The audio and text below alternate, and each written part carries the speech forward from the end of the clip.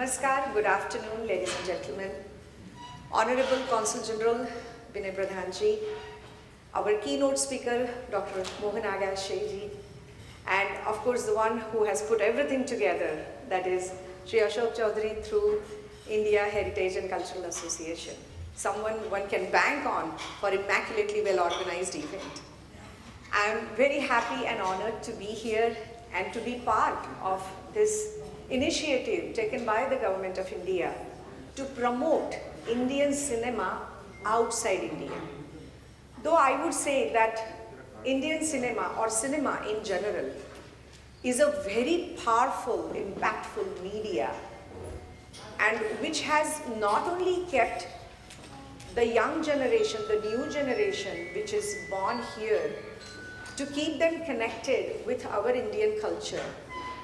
It has also helped many times parents to make them speak Indian language, Hindi, because they were enjoying Hindi cinema, and that's why naturally they were making an effort to understand the language. So far as I am concerned, and my first-hand experience with the film fraternity, in which I take tremendous pride, is when I started my career way back in 1984, so close to 40 plus years back. It was a transition from Marathi professional theatre. My career started in 1983 as an actor on Marathi professional theatre.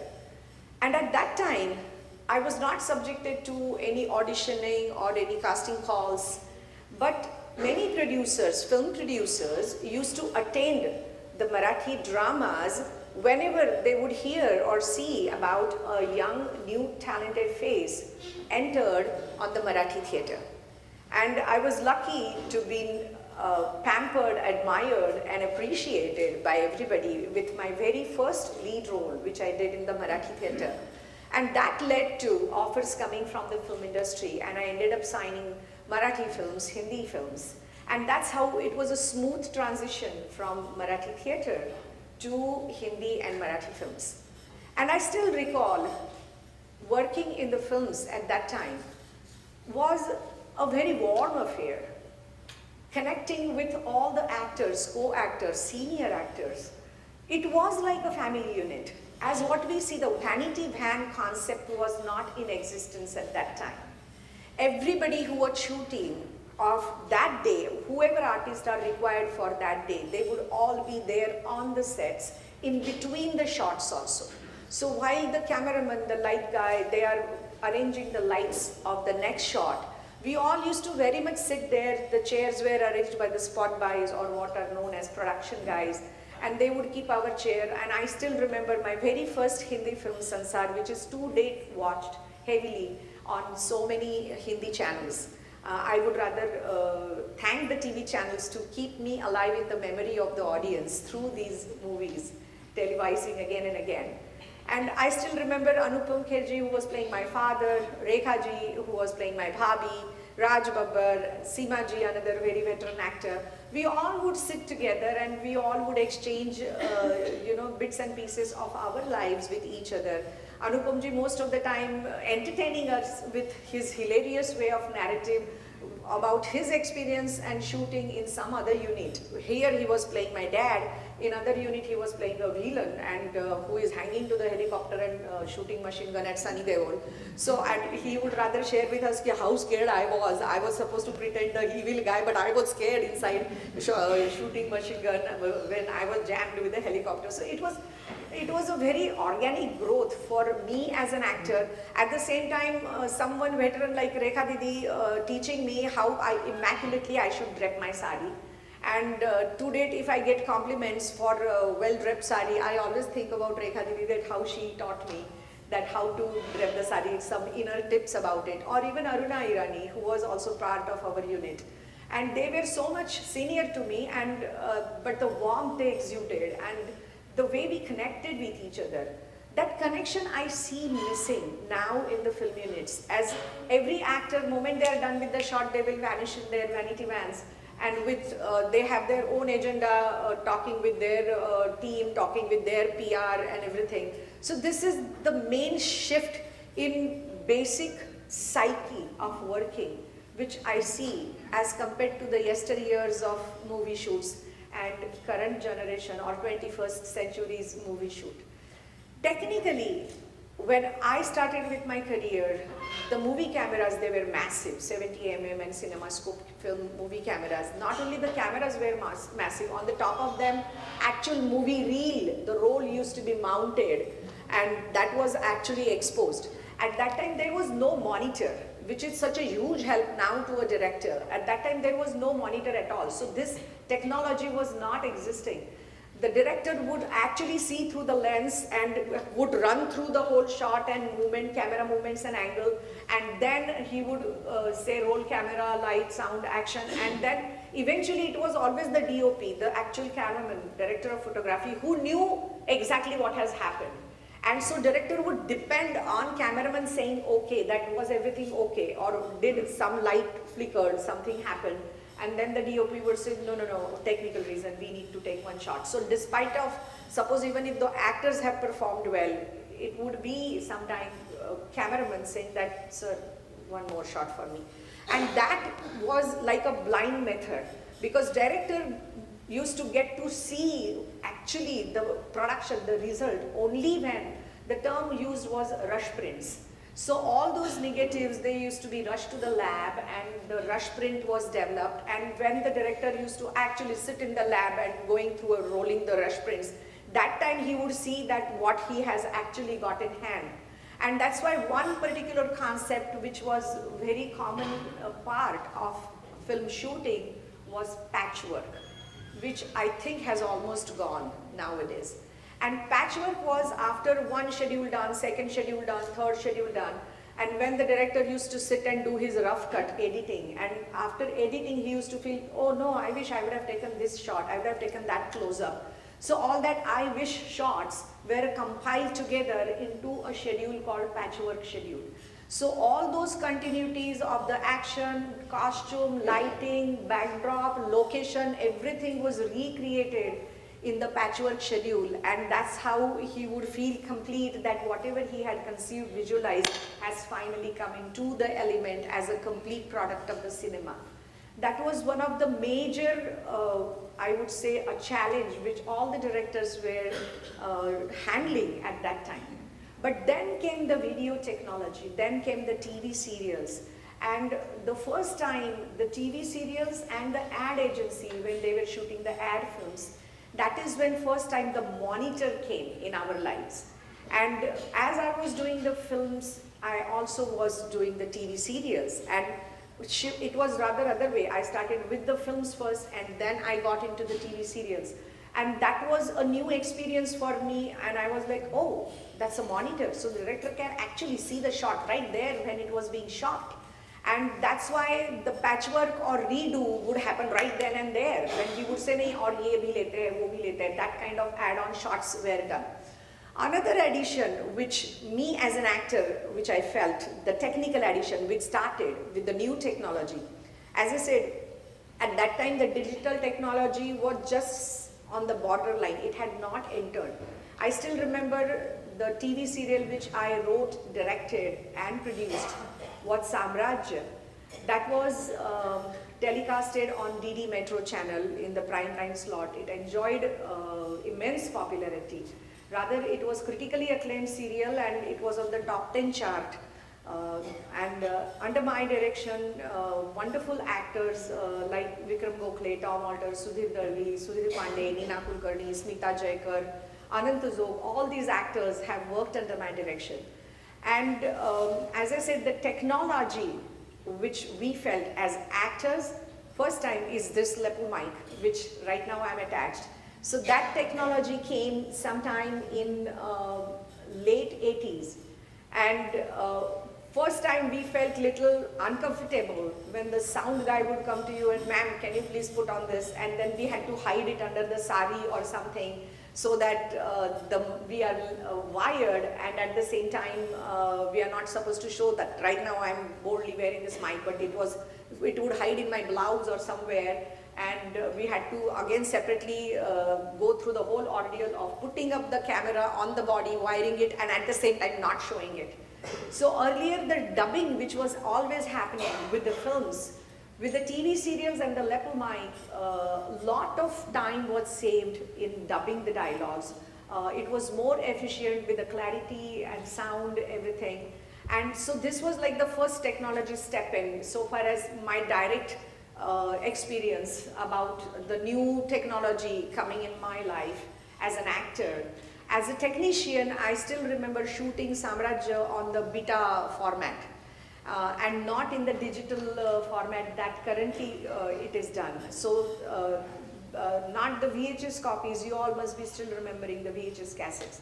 But the beta cassette was kind of a wide, very powerful tapes on which the shoot was done and then edited and then transitioned into the VHS for our normal viewing. But our submission to the Doordarshan always has to be in a high quality beta.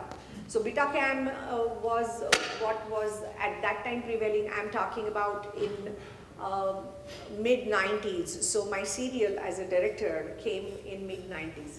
But before I transitioned to director, from actor, my first transition happened as a dance director. And that was again, I feel that was for the convenience of the director with whom I was working. The film was Nibudunga, Marathi film.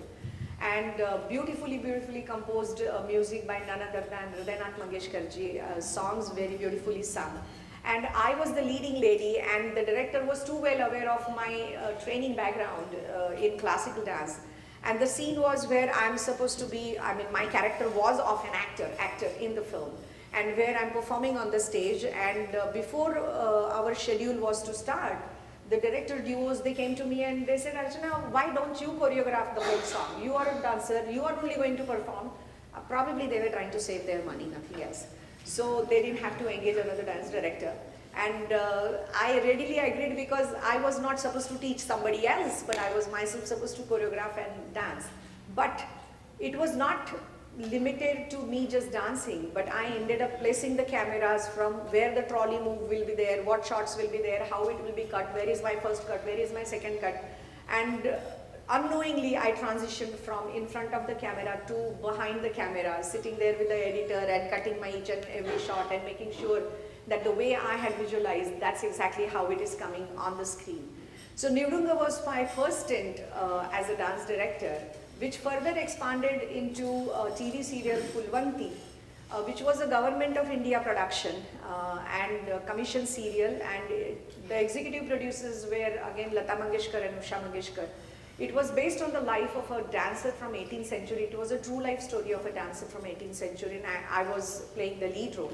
And again, Usha Mangeshkar ji asked me if I would do the dance direction, and I ended up doing that. But me not doing the acting part, only as a dance director. And that happened with another TV serial, Raul, which was produced by Smita Talwalkar. And it was based on Bajirao Mastani, and that time Mastani's role was done by Ashwini Bhave, my very dear friend. And Smita Talwalkar again knew each other for many years, and Smita, she asked me that, would you do the dance direction? And many people actually were expecting after Phulwanti me to do the role of the Mastani in that serial. But Ashwini was doing the Mastani's role, and I said, fine, I will do dance direction. My biggest challenge was Ashwini was not a dancer. Though she was my very dear friend, she has 2 left feet, and to make her look good and make her, look like a dancer, that was my biggest challenge. So I worked with her, made her practice for 1 month ahead of time, and still rather practice made me aware that what she could not do for sure.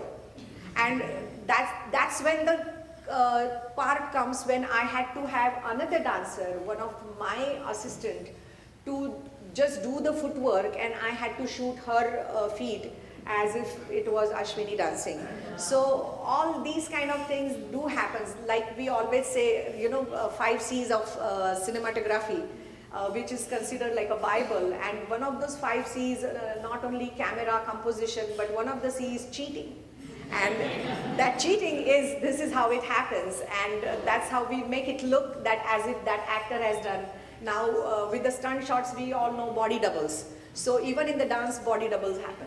So that's how I had done my work as a dance director when I was doing the dance direction for somebody else. But I still remember the content-wise, at that time movies mostly revolving, and as our Consul General just mentioned, that first part would be all the troubles opening up in the story, and the final part would be eventually everything coming in the right way. So what we say is the truth always prevails, the good always prevails, and whatever topic, whatever canvas you may pick up for the story, it always concluded with the good prevailing finally. The shift that I see nowadays in the cinema is glorification of negative, glorification of villain. The very fact that even Lion King is coming in a part 2 where Scar is going to get glorified, and there is a effort to prove that how Mufasa was negative. So this is where I would say Kali Yuga coming in, and where we always teach our children, or we always believe in that even to date the good people are more in the world than the bad people, and that's why the world is still alive and ticking well and hale and hearty. And I'm not giving up on that thought, and I feel that besides TV channels, when the private channels came in with the TV serials, I feel that's when the corporate world and the corporate culture came in. Be it B.R. Chopra, be it Yash Chopra, Ramanand Sagar, all these makers, individual makers which eventually became huge production houses. They all made cinema with immense passion and love for the subject or story which they picked up. They took the risk of not knowing. I mean, that's why there are so many faiths and beliefs. They would go and pray to so many gods and temples, because they don't know what will happen once the cinema releases before the audience in the theater.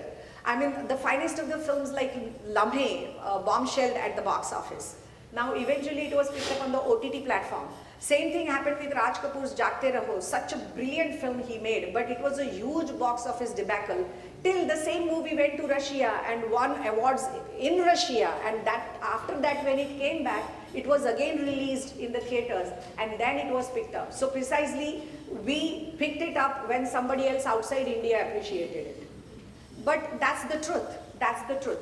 And the fact that Raj Kapoor had the second inning and chance to re-release in the theater, nowadays I don't think cinemas would get that opportunity. That once it's a debacle in the theaters, I don't think even the distributors or the cinema exhibitors would want the same movie to come back again and have a rerun. It is very rare nowadays. It's much more challenging nowadays. But with the mass of OTT platforms and the streaming channels, it has opened up huge, huge opportunity and variety for so many makers. But with that again came the corporate culture. So an independent maker does not have the freedom to come up with the topic or subjects that he would like to make. Just the other day when we were discussing Mohan Kaka, Dr. Mohan Agashe, he told me that about this creative person who is appointed by the corporate, and he is breathing behind the neck of the director. So the director, if he wants to make the production or his cinema in a particular way, or even any particular scene or the shot, even that is interrupted and interfered by the creative guy, and no, we want you to do this or we want you to do that, because the whole focus had shifted from making one beautiful art or the subject, bringing it onto the celluloid, to what is commercial. So not only that, it has also affected the casting.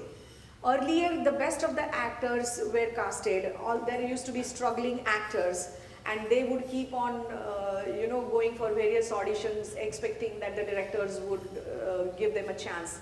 Myself as a director, I'm very happy to note here that there are many actors whom I was the one who gave chance first time before the camera. To date, now they are enjoying immense popularity, and I can proudly say that two of those actors who are today very popular, whom I brought, rather three of them, before the camera. One of them is Sachin Khedekar, if you have seen him in Munna Bhai. So I was the first director who brought him in a Marathi serial, my Marathi serial directed Avghachi Samsar. And also another very beautiful and talented actor is Ashwini Kalsekar, who normally puts a big round kumkum. She works in many of Rohit Chetty's films, has a beautiful dazzling smile. She was in Simba also, who played the judge in Simba. So she was the one when she was just a college student, when I gave her a chance to work in front of the camera. I always wanted, myself being an actor, I always knew the desire, the passion, the fire that all the wannabe actors had, and always tried my best to give them a chance. But this has transitioned, as I said, with the corporate culture. Now the yardstick is not about, are you really talented, are you really a good actor? The yardstick is, how many followers do you have on the social media?